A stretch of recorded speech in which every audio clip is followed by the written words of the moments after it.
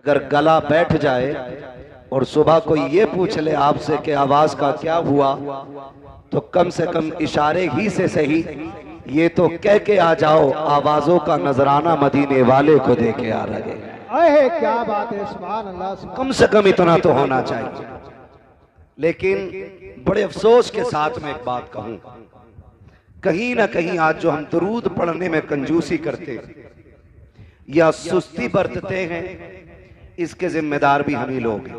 क्या बात। इसकी जिम्मेदारी आप आरएसएस को नहीं दे सकते, बजरंग दल को नहीं दे सकते, शिवसेना को नहीं दे सकते, किसी एक मखसूस जमात को नहीं दे सकते, किसी तंजीम को नहीं दे सकते। इसकी जिम्मेदारी मैं अगर दूंगा तो माँ बाप को दूंगा। बेशक, क्या बात। इसलिए कि बचपन से उन्होंने बच्चों को दुरूद का आदी नहीं बनाया। ये सबसे बड़ी कमी हमारी रही। हमारे घरों में पैदा होने वाला बच्चा किस्मत से मुसलमान होता है, मुकद्दर से हुजूर का आशिक हो जाता है, लेकिन नसीब यहां तक नहीं लाता कि वो हुजूर पे दुरूद पढ़ने का आदी भी हो जाए। क्यों? बहुत पहले एक बड़े साइंसदान ने तहकीक की थी कि इंसान जो बोलना सीखता है वो दाएं बाएं के लोगों से गुफ्तगू सुन के बोलना सीखता है। अगर किसी शख्स को पैदा होने के बाद किसी ऐसे मकान में बंद कर दिया जाए जहां किसी के बोलने की आवाज ना जाती हो, तो उसने कहा था अगर ये 100 साल का भी हो जाएगा तो गूंगा ही रहेगा। अगर 100 साल का भी हो जाएगा तो गूंगा रहेगा। गूंगा रहेगा। 100 साल का भी हो जाएगा तो गूंगा ही रहेगा। यानी कि अगर वो बोलना चाहता है तो उसे अहले ज़बान में रहना पड़ेगा। ज़बान अच्छी करनी है तो अहले अदब में रहना पड़ेगा। अगर उसकी बोली अच्छी चाहते हो तो अच्छी ज़बान वालों के बीच में उसको रखो ताकि उसकी ज़बान अच्छी हो जाए। अब यही रुक के मैं एक बात कहना चाहता हूं, मैंने बिला वजह माँ बाप को इसका जिम्मेदार नहीं ठहराया। कहीं ना कहीं हमसे चूक हुई है। हमारे बच्चे घर में पैदा होने के बाद 5 के नोट को भी पसंद करने लग जाते हैं, 10 के नोट से भी प्यार उन्हें हो जाता है, 100 का नोट भी उन्हें प्यारा हो जाता है, क्योंकि वो माँ बाप को पैसे संभालते हुए देखते हैं। 1 रुपया अगर गिर जाए बाप तोड़ के उठाता है, बच्चा देख लेता है। 10 का नोट बच्चा फाड़ दे, बाप थप्पड़ लगा देता है, बच्चा महसूस कर लेता है कि 10 के नोट की अहमियत है, 10 के नोट की कीमत है। मुझे बताओ तो सही, आखिर इसे दुरूद की कदर क्यों नहीं आई? इसे मुस्तफा पे सलाम की अहमियत क्यों नहीं आई? जब आका का नाम आया तो इसके सीने में तड़प पैदा क्यों नहीं हुई? क्यों नहीं उछलाई है? क्यों नहीं आवाज निकली इसकी? क्योंकि ये जानता है मैंने बाप को पैसे से प्यार करते देखा है, लेकिन तन्हाई में दुरूद पढ़ते नहीं देखा। मैंने बाप को बिल्डिंग की इमारत की बुलंदियों पर नाज करते देखा है, लेकिन कभी दुरूद की कसरत की बात करते नहीं देखा है। जिन बच्चों के सामने अमीरों के तस्करे होते हैं वो अमीर बनने के ख्वाब देखते हैं, जिन बच्चों के सामने वलियों के तस्करे होते हैं वो मुत्तकी बन जाया करते हैं, जिन बच्चों के सामने नबी के तस्करे होते हैं खुदा की कसम वो अल्लाह वाले बन जाया करते हैं।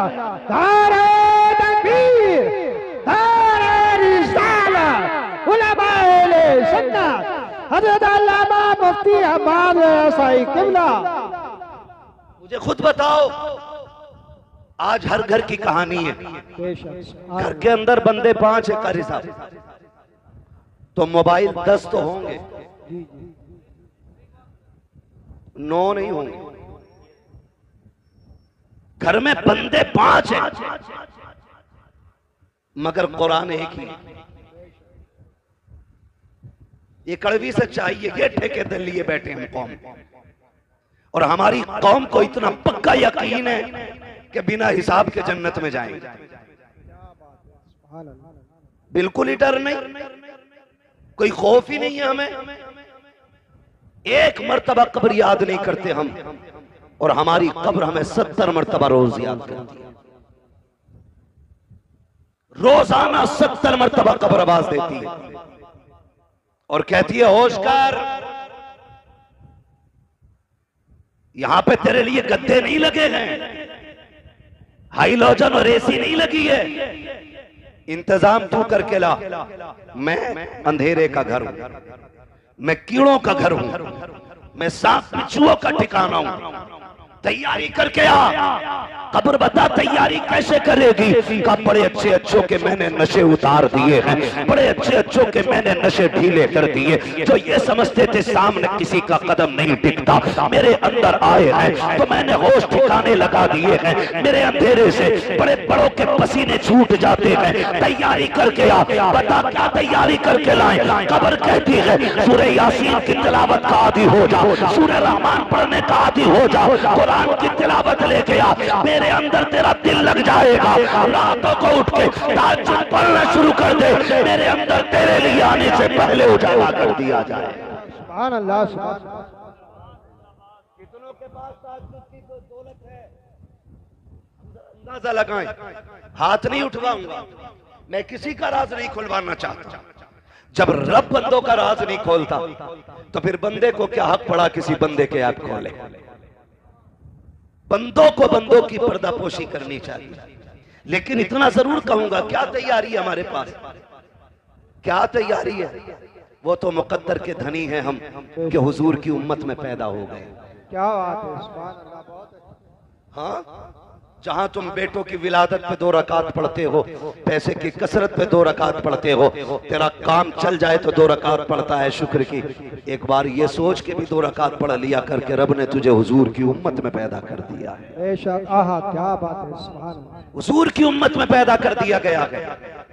वरना पहली उम्मतों के हालात पढ़ें, और पढ़ नहीं सकते तो मुफ्ती साहब से आके पूछें और कहें पहली उम्मतों के हालात क्या थे। कहेंगे किसी ने नाफरमानी की तो रब ने बंदर बना दिया, किसी ने रब के हदों को तोड़ा तो अल्लाह ने जमीन फाड़ के जमीन में बढ़ा दिया। अगर किसी ने रब की नाफरमानी की तो उन पे पत्थर बरसा दिए गए, कई जमीन के तबके पलट दिए गए। जिन्होंने नाफरमानियां की वो पत्थर के नहीं गए जमीन पे। आज कौन सा जुर्म ऐसा है जो हमारी कौम के अंदर नहीं है? कौन सा गुनाह ऐसा है जो हम कर नहीं रहे हैं? लेकिन बात क्या है? पत्थर क्यों नहीं गिर रहे हैं? जमीन क्यों नहीं फट रही है? चेहरे बिगाड़ करके बंदर और सुअर क्यों नहीं बनाए जा रहे हैं? तो सुन, ये तेरा कमाल नहीं है, ये तेरे अमाल नहीं है, ये एहसान मदीने वाले का है। रब ने वादा लिया है, मा कान अल्लाहु लियुअज़्ज़िबहुम व अंत फ़ीहिम रसूला। महबूब सेकंड लगते मैं तो मिटा के रख देता, लेकिन तेरी इज्जत की कसम तेरे चेहरे को देख के मैं इनके गुनाहों को बख्श देगा। बेशक, सुभान अल्लाह, सुभान अल्लाह, बहुत अच्छे। आज जो बच्चे हैं हुजूर की वजह से बचे, आज हुजूर की वजह से बचे। क्यों नहीं पढ़ाता बच्चे को दुरूद? क्यों नहीं सिखाते औलाद को हुजूर का प्यार? हमारे बच्चे 3 साल के हो जाएं, फिक्र हो जाती है, स्कूल ढूंढने निकल जाता, इंग्लिश मीडियम चाहिए। मौलाना फीस की फिक्र नहीं है, फीस की फिक्र नहीं है, 1 नंबर क्वालिटी होनी चाहिए स्कूल की। 3 साल में इतनी फिक्र हो गई और तू 63 साल का हो गया, तुझे आज तक दुआए कुनूत याद नहीं हुई? अहे क्या, ये हमारी दीनदारी है, ये हमारा इस्लाम है हमारे अंदर। हमारा 5 साल का बच्चा इंग्लिश में पोयम सुना लेता है, लेकिन 5 साल के बच्चे का जो बाप 35 साल का है उसे कुरान की 10 सूरतें नहीं आती। जी, ये कड़वी सच्चाई है। हमारी कौम का सारा फोकस अगर लगाए ना, सारा फोकस लगाए तो चमक दमक पे लगाए, ये सारी रखी रह जाएगी। यार तुमने छप्पर वालों के भी जनाजे देखे होंगे, बिल्डिंगों वालों के भी जनाजे देखे होंगे। बचना कोई नहीं है, मौत सबको आनी है। और याद रखना, जब मौत का फरिश्ता आता है ना तो फिर छोड़ के नहीं जाता है, फिर छोड़ के नहीं जाता है। हैरत होती है। ये तमाम तर उलमा तशरीफ फरमाए, मैं पूरी जिम्मेदारी के साथ कहता हूं, हमारी कौम को 10 सूरतें याद नहीं। और बच्चों को पूरा इंट्रोडक्शन इंग्लिश में बच्चा करा रहा है, अपना नाम, अब्बा का नाम, गली का पता, घर का पता। तेरे बच्चे को इंग्लिश में घर का पता याद है, लेकिन तुझे उर्दू में भी जन्नत का पता याद नहीं। क्या बात है, सुभान अल्लाह। जन्नत का पता याद नहीं। हमारी कौम जो बेहोश हुई है ना कहीं हम ही उसके जिम्मेदार हैं। कोई उठ के 500 का नोट मुझे दे, मैं कहूंगा देखो ये जन्नती जा रहा है। 1000 रुपए दे दे तो टिकट दे दूंगा यही है। इससे मतलब नहीं ये ब्याज का लेके आया कि सूद का क्या हराम ना, इससे कोई मतलब नहीं होता। मैं एक बात कहता हूं, बुरा ना मानिएगा, हम सिलसिले वाले लोग हैं, मुफ्ती साहब के बिला सिलसिले वाले लोग हैं, लेकिन बात ही समझ में नहीं आती, पता ही नहीं चलता। पीर मुरीद बैठे हो दोनों तो पता ही नहीं चलता इनमें मुरीद कौन है, इनमें पीर कौन है, पता ही नहीं चलता हजरत, पता ही नहीं चलता। अगर कोई पीर से आके कहे मेरे घर चलें तो उसकी तरफ ना इनसे पूछ लो, इन्होंने बुलाया इनसे पूछ लो भाई पीर ये है कि तू है। मुरीद का मतलब ये होता है कि जो अपनी मर्जी को पीर की मर्जी पे खत्म कर दे, वो मुरीद होता है। और जब मुरीद अपने पीर को मर्जी से चलाए, वो रंगत में अशरफी रजवी कादरी हो सकता है, लेकिन हकीकत में नहीं। यही वजह है कि जुड़ने के बाद भी सिलसिले से कोई फैज नहीं। क्या बात, मिसाल लंबी नहीं, करीब की बात करूं, करीब की बात करूं। हाथ कंगन को आरसी क्या, पढ़े लिखे को फारसी क्या। रामपुर आपके करीब है, हाफिज शाह जमालुल्लाह भी यहीं के, हाफिज शाह दरगाही भी यहीं के। लेकिन अगर पीरा मुरीदी का आप सिलसिला देखें, हाफिज शाह जमालुल्लाह, हाफिज शाह दरगाही दोनों साथ जंगल जाते और शिकार के लिए जाते। हाफिज शाह दरगाही का दिल थोड़ा नर्म था। जब हाफिज शाह जमालुल्लाह शिकार पर निशाना लगाते तो चुपके से जाके आप परिंदे को उड़ा दिया करते, उड़ा दिया करते। हजरत ने गौर किया कि जब निशाना लगाता हूं तभी क्यों उड़ता है, समझ गए इसमें दरगाही की चाल होगी। मोहब्बत से दरगैया कहते थे, दरगैया कह के आवाज देते थे। आगे बढ़े, परिंदा उड़ गया, आप फरमाते दरगैया का जी सरकार यही खड़ा रहे, ये कह के आप आगे गुजर गए, पलट के खानकाह में आ गए। 12 साल तक पलट के नहीं गए, 12 साल तक पलट के नहीं गए। 12 साल के बाद फिर उसी जगह पे पहुंचे और शिकार के लिए गए। अचानक कहते हैं यार मुझे यहाँ से दरगैया की खुशबू आ रही है, दरगैया की खुशबू आ रही है। जब इतना कहा दरगैया की खुशबू, लोगों ने निगाह डाली, कोई नजर नहीं आ रहा है। एक मिट्टी का टीला तो है लेकिन कोई शख्स नहीं है। आपसे कहा था हुजूर यहाँ दरगाही की बात कर रहे हैं, 12 साल हो गए हैं, आज तक दरगाही का पता नहीं चला है, आप किसकी बात कर रहे हैं? कहो ना हो मेरा दरगाही यही कहीं पर है। इतना कहने के बाद आपने आवाज दी दरगैया कहाँ है, जरा सामने तो आ। वो जो मिट्टी का ढेर लगा था उसमें खलचल पैदा हुई, मिट्टी फटी, घास फटी। हाफिज शाह दरगाही निकले, आने के बाद कहते हुजूर हाजिर हो। का यहाँ क्या कर रहे हो? का याद कीजिएगा 12 साल पहले आपने यहाँ मुझसे कहा था दरगाही खड़ा हो जाओ। 12 साल से इसी जगह पे खड़ा हो। का ये मिट्टी का सरकार जहाँ कदम था वहीं पे रुका रखा, हवा चली, मिट्टी चिपकती गई, ढेर बनता गया, घास मुझ पे जमाई। कहते हैं अच्छा का फिर आया क्यों नहीं? का तेरी मर्जी से खड़ा हुआ था, तेरी मर्जी का इंतजार है। मैं कहना ये चाहता हूँ अगर रिश्ते ऐसे होते हैं तो अल्लाह वलियों में भी और शागिर्दों में भी मुरीदों में भी वो दर्जे अता फरमाता है कि जहाँ जहाँ हाफिज शाह जमालुल्लाह की बातें होती है वहाँ वहाँ हाफिज शाह दरगाही की बातें होती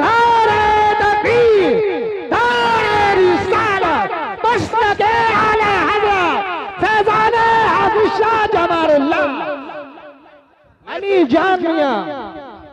मैं तो एक बात कहता हूं आपसे और सीधी सी बात, अली जान रहमतुल्लाह ताला अलैह, इनके नाम पे तुम कितनी भगोने बनाओ। क्या बात है, सुभान अल्लाह। नतीजा उस वक्त तक कुछ नहीं निकलेगा जब तक एक एक चावल हलाल का नहीं होगा। क्या बात, सीधी सी बात, एक एक चावल हलाल का होना चाहिए। हराम से दुनिया लौटा दो, अल्लाह को तेरे खर्चे की कोई परवाह नहीं। अगर रब ने तुझे मजदूर बनाया, मेहनत करके शाम को आ, 100 रुपए कमा के ला, तू 95 नहीं 99 बच्चों पे खर्च कर, एक खुदा की राह में खर्च कर दे। खुदा की कसम, अगर मुस्तती हजरात 50,000 खर्च करें और एक गरीब इंसान 1 रुपया खर्च करे, अल्लाह तेरे 1 रुपये को 50,000 से ज्यादा इज्जत अता फरमाए। सुभान अल्लाह, सुभान अल्लाह। 1 रुपये को 50,000 से ज्यादा इज्जत मिलेगी। लेकिन गलती तो हमें नहीं की ना। पीर साहब भी ये सोचते हैं कि अगर कह दिया तो मुरीद नाराज हो जाए, कह दिया तो मुरीद नाराज हो जाए, मुरीद ऐसे ही सालाना फसलाना फितराना है, ऐसे ही पीर है, आके सो जा तो बेगैरत उठता ही नहीं। 8 दिन मुरीद ने कमरे में बंद कर रखा जी, 8 दिन 8 दिन कह रहा पीर साहब सब तुम्हारी दुआओं से चल लिया, जबकि पीर साहब खुद मुरीद के चंदे पे चल लिया।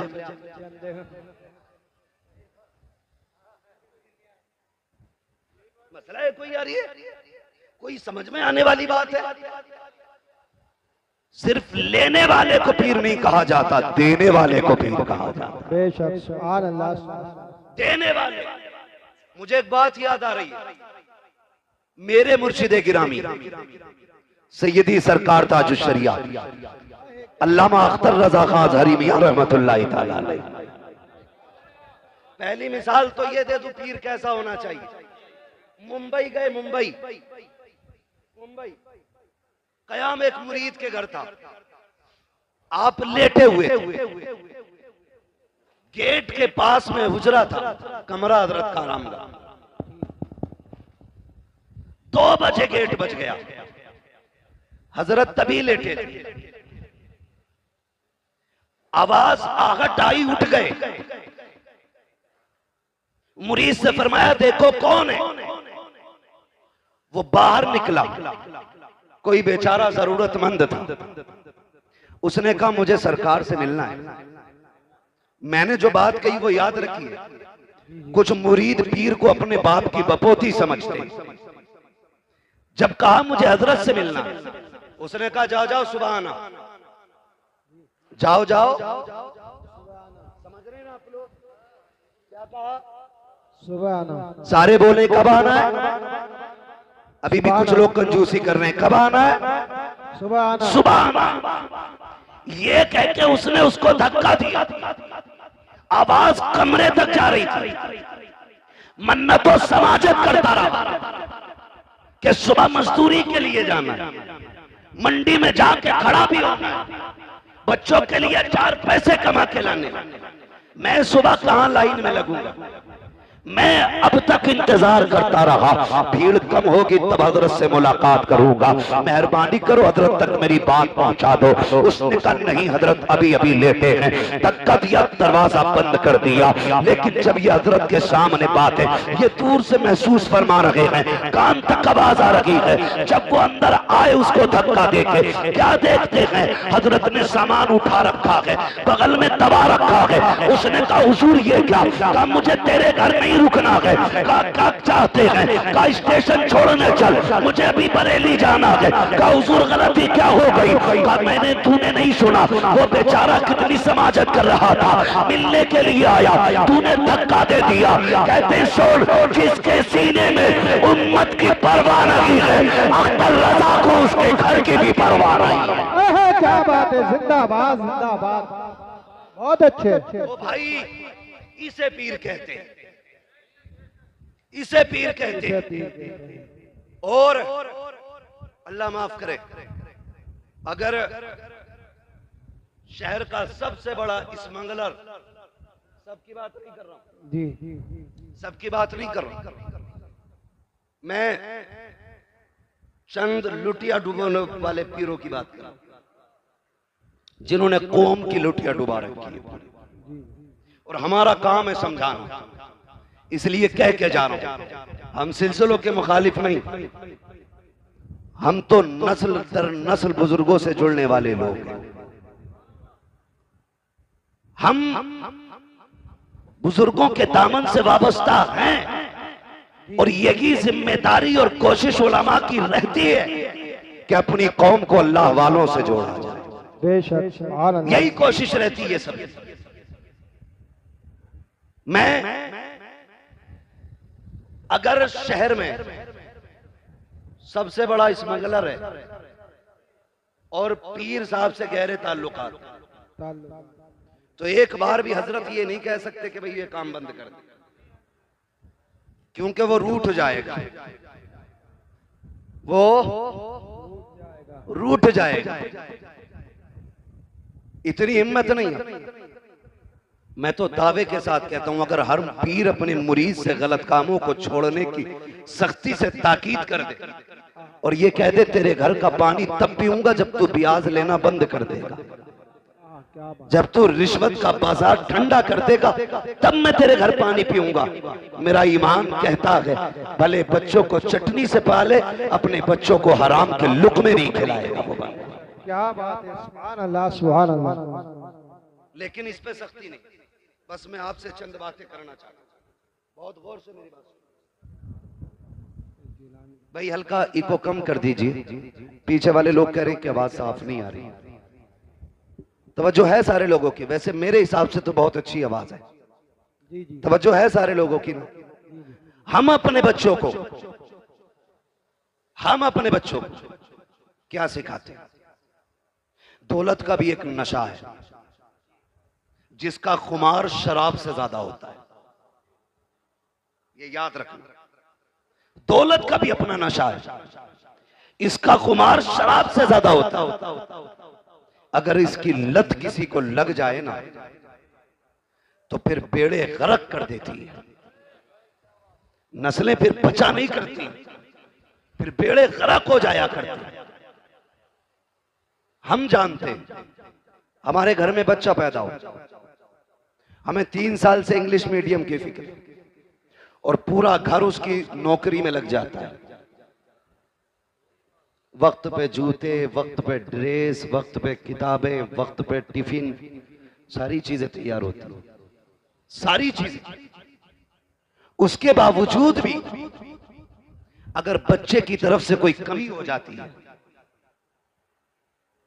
तो माँ बाप उल्टे बच्चे से निहोरे करते हैं, उसी को राजी करने की कोशिश करते हैं। आपसे एक बात कहूं, हमारे बच्चे स्कूल जाते हैं कि नहीं? जाना चाहिए, मैं तालीम का मुखालिफ नहीं। पढ़ें और आगे बढ़ें। इस दौर में वो तरक्की करेगा जिसके हाथ में कलम होगा। क्या बात है। जिसके हाथ में कलम नहीं उसे भीख भी नहीं मिलनी है, क्योंकि अब तो भिखारी भी QR कोड लिए घूम रहे हैं।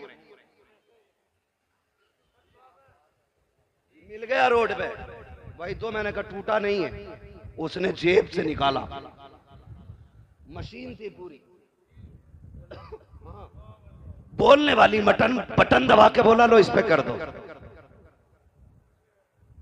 मैं उसका मुंह देख रहा, मैंने भाई दिए जितने देने थे वो खटाक से उसकी मशीन बोली, इतने रुपए प्राप्त हुए। मैंने कहा फकीर भी इतने आगे बढ़ गए, मेरी कौम अभी कितनी पीछे पड़ी है। पढ़ें और आगे बढ़ें।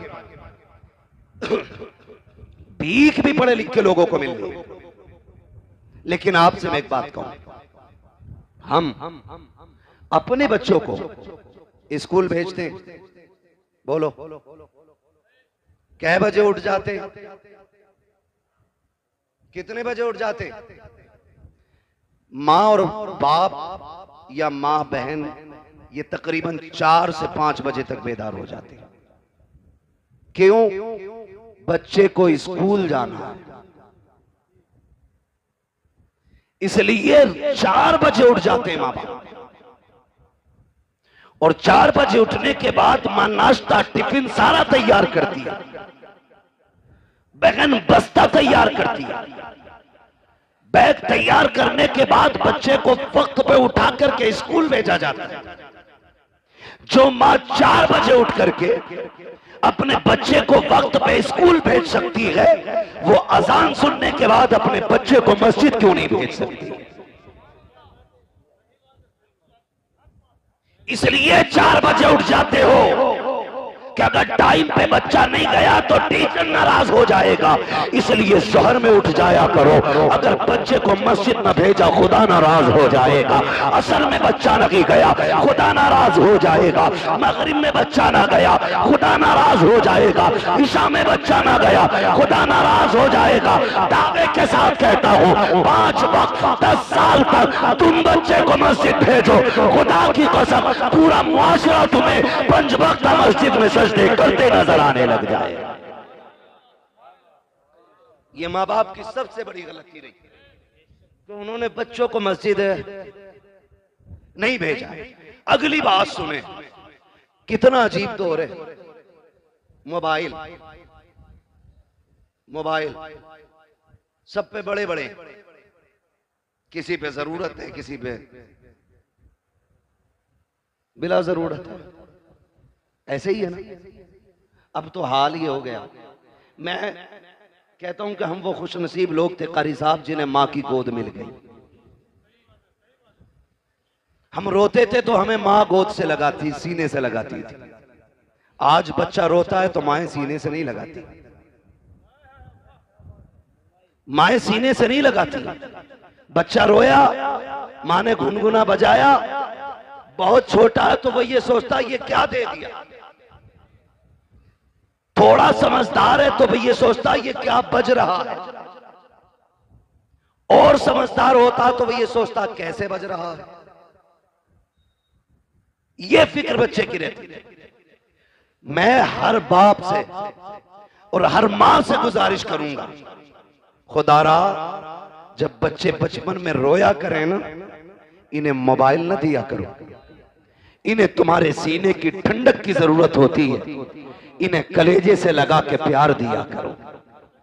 वरना याद रखिए आज ये कमजोर है, इनको तुम्हारे सीने की जरूरत है, तुम इन्हें गोद नहीं ले रहे हो। कल जब तुम कमजोर हो जाओगे तुमको इनकी जरूरत होगी। आज तुमने मोबाइल थमाया है, कल ये तुम्हारे हाथ में मोबाइल थमा के कहेंगे हमें वक्त नहीं है, लो मोबाइल से वक्त गुजारो। खुदा की कसम जब रीढ़ की हड्डी दर्द करेगी तो मोबाइल दर्द नहीं बांटेगा। जब पिंडलियां टूटेगी तो मोबाइल से दर्द कम नहीं होगा। जब जबान लड़खड़ाने लग जाएगी तो मोबाइल तेरी तर्जमानी नहीं करेगा। जब तू ऊंचा सुनने लग जाएगा मोबाइल तेरे काम नहीं आएगा।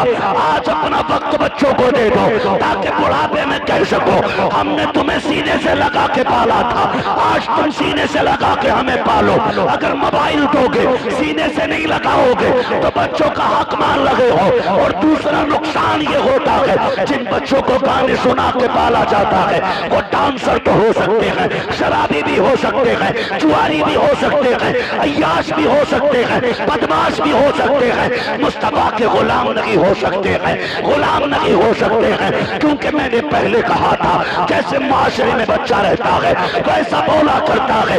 मैं कहूंगा जब बच्चे रोया करें मोबाइल ना दो, उन्हें सीने से लगाओ और उन्हें लोरिया दो कि मोहम्मद से वफा तूने तो हम तेरे हैं, ये जगह चीज है क्या लोहो कलम तेरे।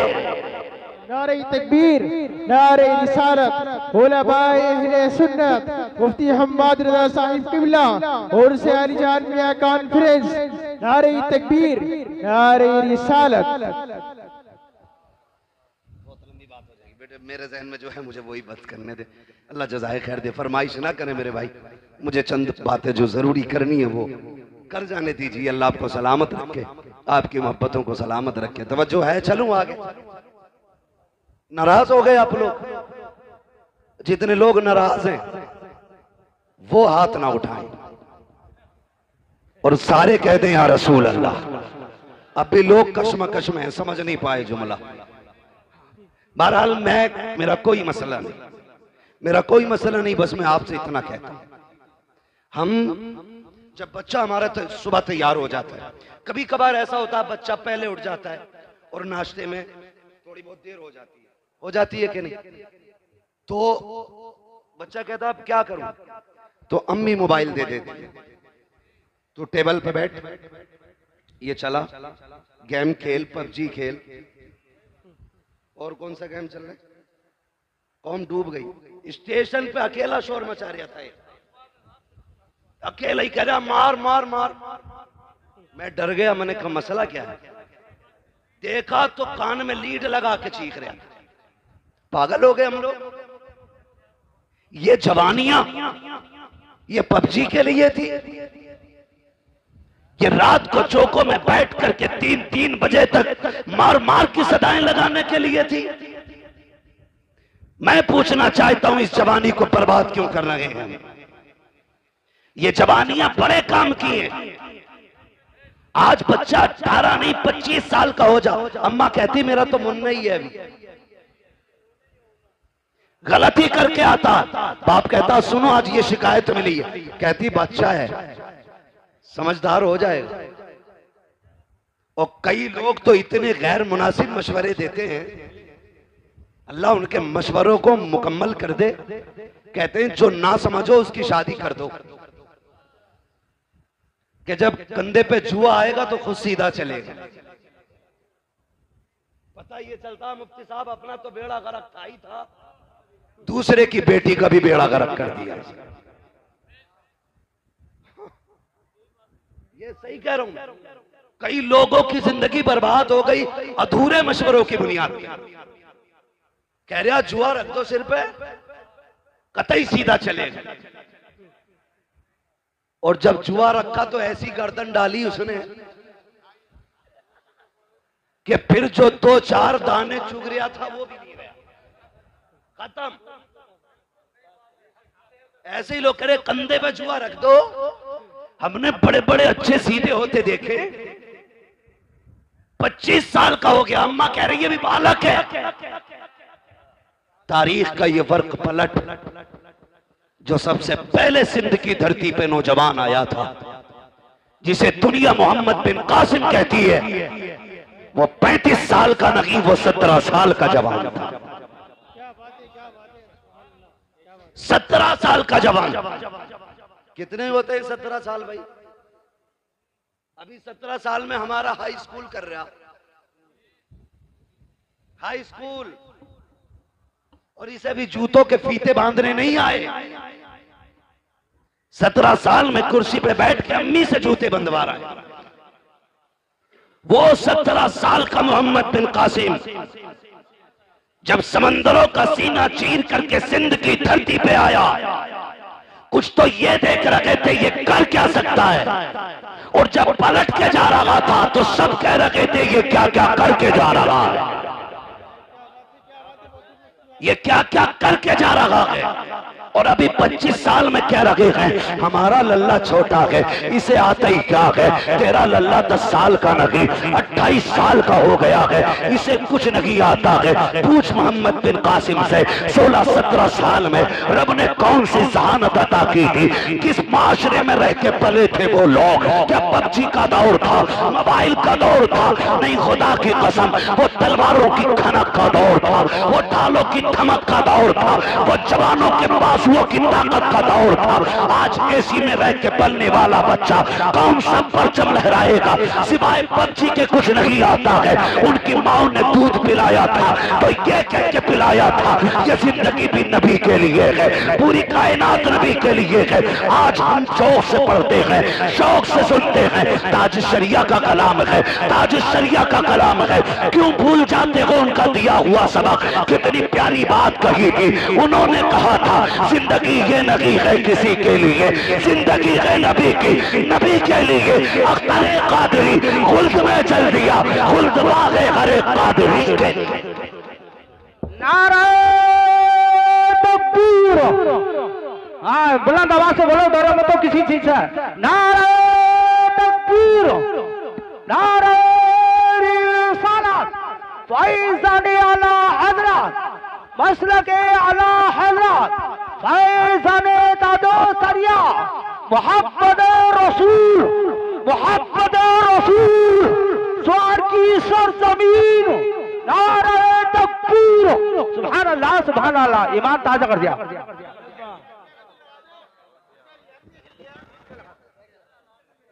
चले आगे, जरा कह दें या रसूल अल्लाह।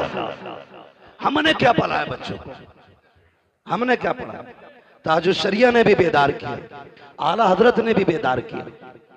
आला हजरत से चिढ़ने की जरूरत नहीं, उन्हें पढ़ने की जरूरत है। उन्हें कारी साहब पढ़ने की जरूरत है, बिला वजह में दूर दूर से चिढ़ते। आला हजरत ने कहा था, सूना जंगल रात अंधेरी, छाई बदली काली है, सोने वालों जागते रहियो, चोरों की रखवाली है। कितनी बड़ी बात कह गए, सोने वालों जागते रहियो, सोने वालों जागते रहियो, चोरों की रखवाली।